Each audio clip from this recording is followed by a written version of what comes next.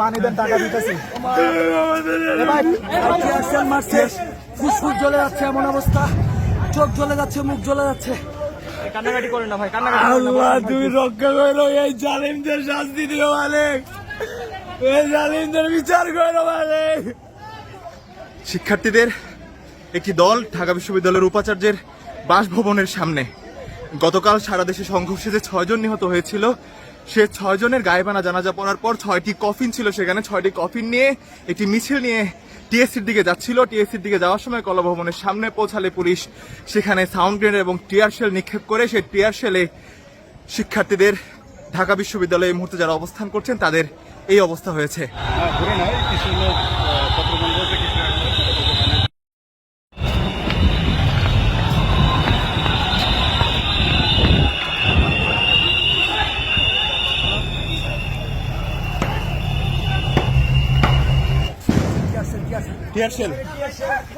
আরো হামলা করা হয়েছে।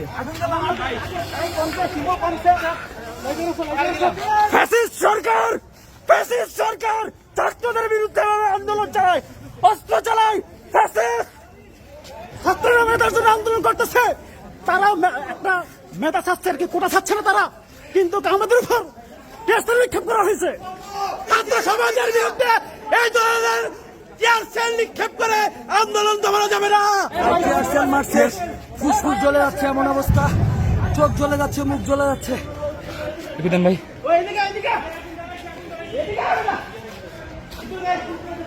এই দেশে অধিকার চাইতে গেলে আমরা রাজাকার। ছাত্র রাজনীতি না, ছাত্রলীগের রাজনীতি নিষিদ্ধ চাই আমরা। এভাবে পুলিশ দিয়ে হামলা করা, এখন এই আন্দোলন আর কোটার মধ্যে নাই। বাংলাদেশের সংস্কার চাই, বাংলাদেশের সংস্কার।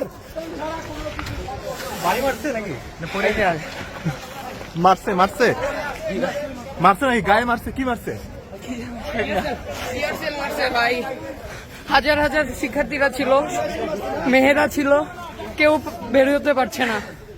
আমার ককটেল লাগিয়েছে, আমি সাধারণ এটা টুকাই, আমি ছাত্রদের জন্য জীবন দিতে রাজি। আমার বাড়ি নড়াইল, মাসাবিরে রেখে আমি, আমার জন্ম নড়াইল, কিন্তু ছাত্রদের জন্য আমি জীবন দিতে রাজি। নড়াইল ভাই একটা পানি দেন তো।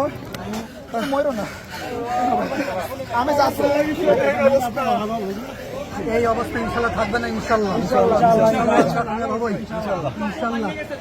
সামনের দিকে আটকে ফেলছিল, আবার পিছন দিকেও আটকে ফেলছিল, দুই দিক দিয়ে আমরা আমাদেরকে মধ্যে রেখে তারপর টিয়ার গ্যাস, ককটেল এগুলো ফাটাইছে। কোন ছাত্র সমাজের কেউ এই অত্যাচার দেখে চুপ করে বসে থাকতে পারে না।